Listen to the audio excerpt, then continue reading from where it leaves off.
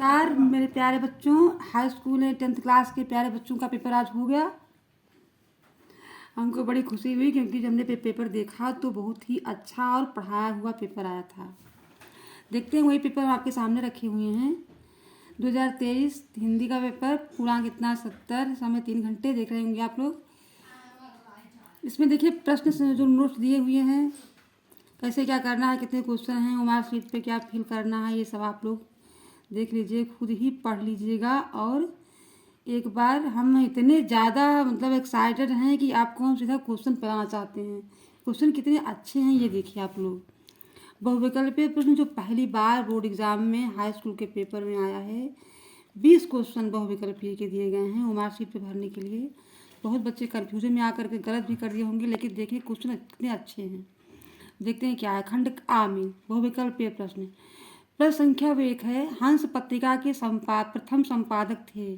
तो हंस पत्रिका के प्रथम संपादक कौन थे? मुंशी प्रेमचंद। ए वाला क्वेश्चन सही है।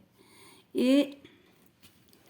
और सेकंड नंबर पे देखते हैं, क्वेश्चन नंबर 2 क्या है कि शुक्ल युग के प्रसिद्ध उपन्यासकार कौन है? ए रंगे राघव, बी धर्मवीर भारती, सी भगवती चरण वर्मा, डी मन्नू भंडारी। इन लोगों में से आपका ये सी आंसर सही है, भगवती चरण वर्मा। भगवती चरण वर्मा जी ने प्रसिद्ध उपन्यासकार के तौर पे अपने आप को सिद्ध किया है। क्वेश्चन नंबर 3, नीड़ का निर्माण फिर आज का पेपर है जो आप लोगों को दिखा रहे हैं। नीड़ का निर्माण फिर किस विधा की रचना है? तो ये है कहानी, बी आत्मकथा, सी उपन्यासकार, डी निबंध। तो ये बी सही है। आत्मकथा कौन है? हरिवंश राय बच्चन। अगला देखते हैं क्या है। आपको हम 20 क्वेश्चन ऑब्जेक्टिव के बताएंगे और इसके बाद अगला खंड जो है कल दिखाएंगे। नंबर 4 पे है, चेखव एक इंटरव्यू के लेखक हैं। चेखव एक इंटरव्यू के लेखक हैं। थोड़ा ये क्वेश्चन अटपटा लग रहा है, लेकिन है आपकी बुक से ही। ए राजेंद्र यादव, राम विलास शर्मा, प्रभाकर माचवी और डी में दिए है देवेंद्र सत्यार्थी। इसका सही आंसर होगा ए राजेंद्र यादव। राजेंद्र यादव ये सही है। अगला है नंबर 5 है, ध्रुव स्वामिनी नाटक के रचनाकार हैं। ए प्रेमचंद, बी हरिकृष्ण प्रेमी, सी जयशंकर प्रसाद और डी है राम कुमार वर्मा। इसका सही आंसर होगा सी राजेंद्र प्रसाद। ध्रुव स्वामिनी नाटक है उनकी। रीतकाल की रचना है। नंबर 6 पे रीतकाल की रचना है। ए रामचरितमानस, बी प्रिय प्रवास, सी प्रेम माधुरी और डी है रामचंद्रिका। तो इसमें आप ये देखिए, रामचरितमानस ये जो है ये भक्ति काल का है, द्विवेदी युग का है प्रिय प्रवास, भारतीय युग का है सी प्रेम माधुरी। इसमें से आपका आंसर डी ही बचा, जो रीतकाल का है ये रामचंद्रिका। अगला क्वेश्चन है, तार सप्तक का प्रकाशन वर्ष क्या है? ए होगा सन 1919 ईस्वी, बी होगा सन 1943 ईस्वी, सी होगा सन 1953 ईस्वी और डी होगा सन 1942 ईस्वी। तो इसका बी आंसर सही है, 1943 ईस्वी। अगला है नंबर 8, लोकायतन के रचनाकार हैं। लोकायतन के रचनाकार कौन है? ए सूर्यकांत त्रिपाठी निराला, बी जयशंकर प्रसाद, सी सुमित्रानंदन पंत और डी होगा महादेव वर्मा। तो इसका सी आंसर सही है, सुमित्रानंदन पंत। फिर अगला है नंबर 9 पे, बहुरी अकेला के रचनाकार हैं। बहुरी अकेला के रचनाकार कौन है? ए अशोक वाजपेयी, बी केदारनाथ सिंह, सी गजानन माधव मुक्तिबोध और डी है नरेंद्र शर्मा। तो इसका सही आंसर होगा ए अशोक वाजपेयी। अगला है नंबर 10, रीतकाल किस समयावधि में माना जाता है? रीतकाल किस समयावधि में माना जाता है? नंबर 10 है, किस समयावधि में माना जाता है? रीतकाल किस समयावधि में माना जाता है? रीतकाल किस समयावधि में माना जाता है? ए सन 1616 ईस्वी, बी सन 1818 ईस्वी, सी सन 1643 से सन 1843 ईस्वी, फिर डी है सन 1616 ईस्वी से 1632 ईस्वी तक, तो इसका सही आंसर होगा सी आंसर आपका सही है, 1643 से 1843 ईस्वी तक। अगला है 11 नंबर, हास रस का स्थायी भाव क्या होगा? भय, विस्मय, उत्साह और हास, तो इसका स्थायी भाव सही क्या होगा? हास, क्योंकि यही सही है। भय होगा भयानक का, और विस्मय होगा जुगुप्सा का, और उत्साह होगा वीर रस का, इसलिए हास ही बचता है, हास ही होगा। फिर अगला है, जहाँ पर उपमेय की किसी अनुपमान के से गुणधर्म के आधार पर समानता की जाए, वहाँ पे अलंकार क्या होगा? ए रूपक, बी उपमा, सी उत्प्रेक्षा, डी अनुप्रास, तो इसका सही आंसर होगा उपमा अलंकार। अगला देखते हैं बच्चों, इधर आ जाते हैं नंबर 13 पे। नंबर 13 पे क्या है? रोला छंद के प्रत्येक चरण में मात्राएं होती हैं। रोला छंद में प्रत्येक चरण कितने होते हैं? 4, और प्रत्येक चरण में कितनी मात्राएं होती हैं? ए 22, बी 24, सी 36, डी 12, तो इसका बी आंसर सही है। प्रत्येक में 24 मात्राएं होती हैं, क्योंकि रोला सममात्रिक होता है। नंबर 14 पे क्या है? अनुग्रह शब्द में प्रयुक्त उपसर्ग है अनुग्रह, तो इसका क्या होगा सही? ए अन, बी आ, सी अनु, डी ग्रह, इसका सही आंसर होगा अनुग्रह।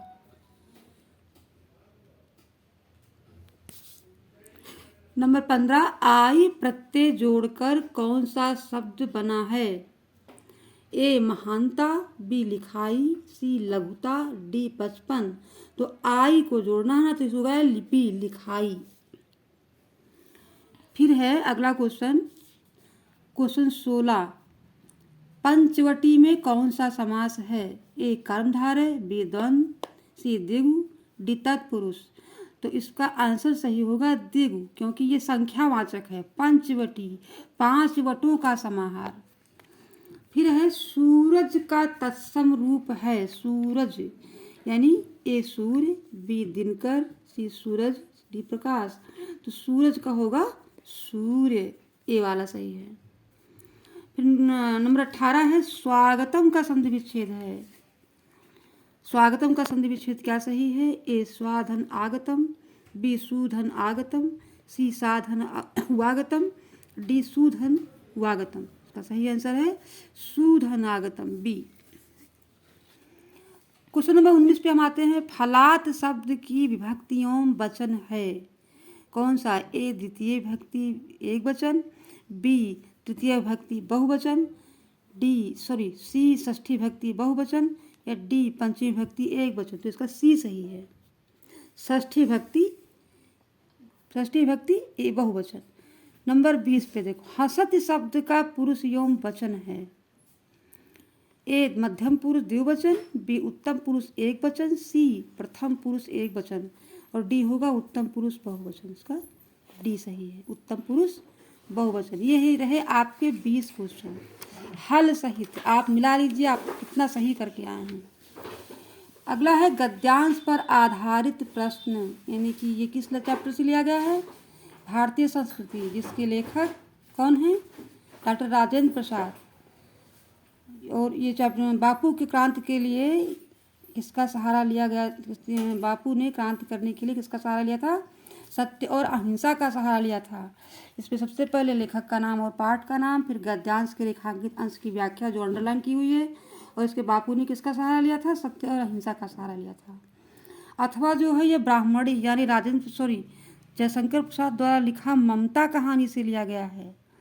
चूड़ामणि की पुत्री जो थी ममता, जो विधवा थी और अपने पिता को छोड़ करके वो खंडर में रहने के लिए चली गई थी, क्योंकि उसके पिता ने दासता स्वीकार कर ली थी और उसी से उनकी हत्या हो गई थी।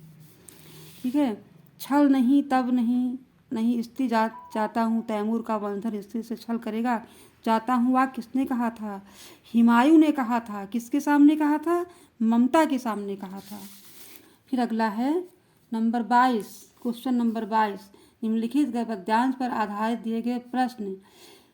सहे वार पर वार अंत तक लड़ी बीरबाला सी, यह है सुभद्रा कुमारी चौहान द्वारा लिखित झांसी की रानी की समाधि पर का ये कविता है जो आपके पेपर में अब की बार आया था। सही वार पर वार अंत तक लड़ी वीरबाला सी महारानी लक्ष्मीबाई अपने ऊपर अनेकों बार तलवार के प्रहार को सहती गईं और लड़ती गईं।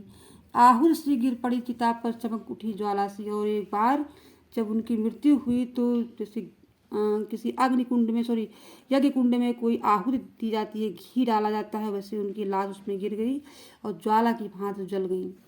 बढ़ जाता है मान वीर का रण में बल होने से, और मूल्यवती होती सोने की भस्म यथा सोने की। कहता है कवित्री जी कहती हैं कि जब कोई वीर रण में लड़ते लड़ते बलिदान हो जाता है, मर जाता है, तो उसका मूल्य सोने के बराबर हो जाती है और उसका भस्म जो है वो सोने से कहीं अधिक बढ़ जाता है। भस्म यानी उसकी राख। उपयुक्त पद्यांश का संदर्भ लिखना है, रेखांकित अंश की व्याख्या करनी है। उपयुक्त पद्यांश में किसकी वीरता का वर्णन किया गया है? उपयुक्त पद्यांश में महारानी लक्ष्मीबाई की वीरता का वर्णन किया गया है। अथवा में लगा है बेटा, जो यह भगवान कृष्ण के ऊपर है। जो भगवान कृष्ण बचपन में अपने घुटने के बल चलते हैं और सूरदास जी उनकी उस सुंदरता को देख करके उसका वर्णन करते हैं, उस खंड को दिया गया है। पद यानी सूरदास के पद।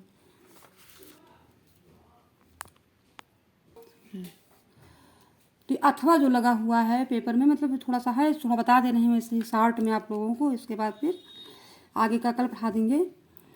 किलकत कान घुटुरवन आवत मणिमय कनक नंद के आंगन। मतलब जब भगवान के घुटने के पल चलते हैं तो अपने नंद बाबा के आंगन में चल रहे हैं, बिंब पकड़ विधावत, तो अपनी परछाई को पकड़ने के लिए दौड़ते हैं। और कबहू निरखी हरि आप छाँव को करसो पकड़न चाहत। कभी कभी वो अपने कबहू निरखी मतलब देखते हैं, हरि आपको छाँव को, उनकी जो परछाई बनी होती है उसको बैठ करके देखने लगते हैं और कभी कभी उसको पकड़ना चाहते हैं। और किलक हसत रजत दे दतिया पुन पुन तई अवगाहत। उनके जो हैं मतलब दांत आगे के हैं जो निकले हुए हैं, वह बार बार किसके सामने आते हैं? मुंह के सामने निकल आते हैं जब वो बोलते हैं और हंसते हैं तो।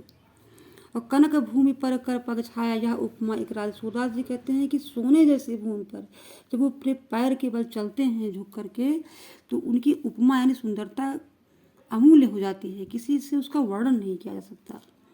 और करिकर परिपति प्रतिमा ने वसुधा कमल बैठ की साजत। और करिकर अपने हाथ के बल जब चलते चलते वो जगह जगह पर बैठ जाते हैं आंगन में, तो उनका बैठना एक कमल के खिलने के समान लगता है, इतनी सुंदरता है उनकी बैठकी में। और बाल दशा सुख निरख जसोदा पुन पुन नंद बुलावत। इस सुख को देखते हुए अपने बच्चे को खिलाते हुए यानी कृष्ण जी को खेलते हुए देखती हैं तुम्हें यशोदा जी, तो नंद बाबा यानी कि कृष्ण जी के पिताजी को बार बार बुलाती हैं। और अचरा तरले ढाक सूर्य के प्रभु को दिए दूध पियावत। और पकड़ करके उनको अपने आंचल के नीचे छुपा लेती हैं और दूध पिलाने की कोशिश करने लगती हैं। उपयुक्त पद्यांश का संदर्भ लिखिए, रेखांकित अंश की व्याख्या कीजिए। उपयुक्त पद्यांश में किसकी बाल कीड़ाओं का कवि ने वर्णन किया है? तो कृष्ण जी के बाल कीड़ाओं का वर्णन कवि ने इसमें किया है। ये आज का पेपर है आपका। अगला देखते हैं संस्कृत में क्या आया था। संस्कृत में आया था तस्य तम वह वस्ता सुता भा चतुरा ग्रामीणा अकथयत। प्रबुद्धो ग्रामीणा से। प्रबुद्धो ग्रामीणा में जैसे मतलब जो नगर के और गांव के लोग जा रहे थे, रास्ते में जो नगर का आदमी था वो ग्रामीण आदमी का उपहास कर रहा था, उसी के पक्ष में जो कहानी प्रस्तुत की गई थी उसी के ऊपर है।